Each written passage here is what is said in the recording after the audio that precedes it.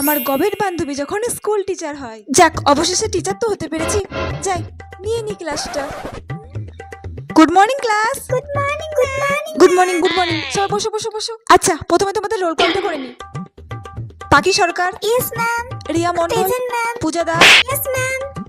প্রথমে কোন ক্লাস নেব, কোথা থেকে শুরু করব, কিছুই তো বুঝতে পারছি না। আচ্ছা, আজ তো আমি তোমাদের প্রথম দিন ক্লাসে এসেছি, তো তোমরাই বলো, তোমরা আজ কি করবে? পড়াশোনা করবে নাকি গল্প করবে? তোমরা যেটা বলবে সেটাই করাবো আমি আজ। ম্যাম তাহলে অঙ্ক করা। অঙ্ক? ইস, অঙ্কিত তো আমি একদমই কাঁচা। কি করব? আমি তখন কিছুই পারবো না। আচ্ছা ঠিক আছে ঠিক আছে, তাহলে আমি তোমাদেরকে আজকে অঙ্কই করাবো। আমি তাহলে প্রথমে তোমাদেরকে কিছু প্রশ্ন করছি। এই তুমি বলো তো, 5 আর 7 কত হয়? তো সোজা ম্যাম 12 হয়। 12? ইস, ঠিক বললো না ভুল বললো, আমি তো কিছুই বুঝতে পারছি না। কি করব? একটু গুনে নি। 7